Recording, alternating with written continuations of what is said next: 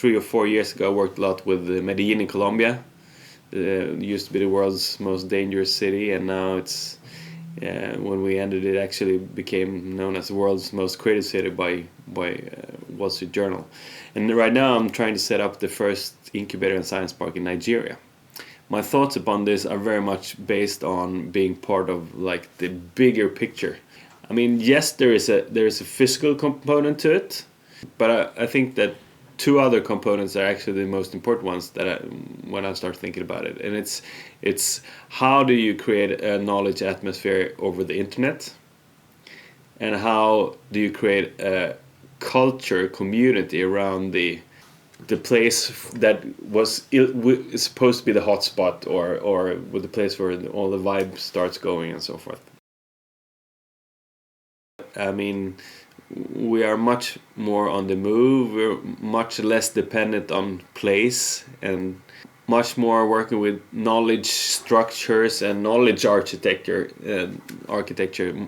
The most valuable thing today is probably software, and you can't touch that. It's like all over, and maybe it's fun, but it's somewhere else. It's like not physical, and those things are becoming more and more valuable, and that also is the way we work more and more as you as an architect. I mean, it's your ideas and abstract constructions that is most valuable, actually. I mean, it's interesting now, for example, when you work with Nigeria, and also the same a little bit with Colombia, that the internet is not as good as we're used to in the Western world. So you can't use all the tools that you're used to. So you have to learn how to understand how to communicate internationally, where a lot of the growth happens with other tools. So these small kind of basic things becomes really important. Well, the second part I think is culture.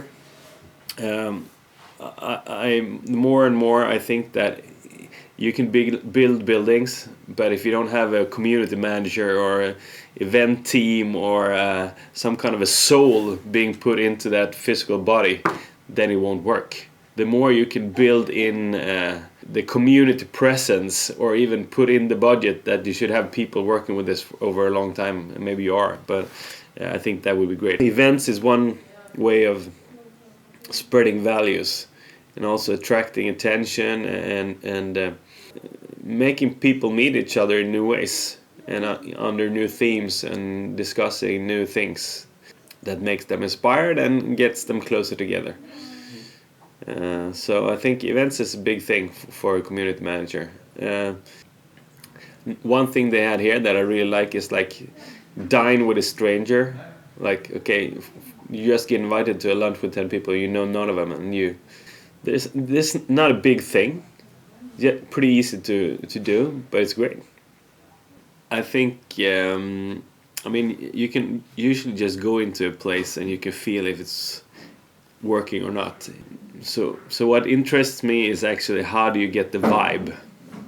And part of it is definitely physical, but as I'm saying, a lot of it is also like creating the community, the happenings, the events, the meeting places. How you create that is just as important.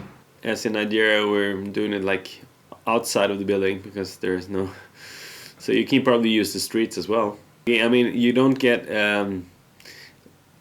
as much of a concentration maybe, but you get a lot of more marketing that people are starting to understand that, okay, there's music going on there on campus over there. I've never been into that house, but it's happening.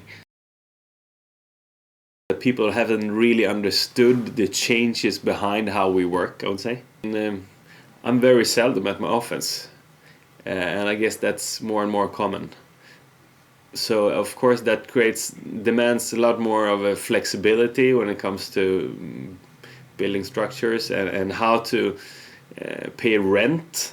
On the other hand, maybe I'm not so problematic when it comes to discussing price. If I get a flexible deal, price is not the most important thing. The flexibility is the most important thing. I would say that the basic things that I think is very crucial for a creative environment is actually the balance between inspiration and function. If it becomes too much inspiration, it becomes more like ad agency cool, but you can't really work there. And if you only do cubicles, all creativity will die.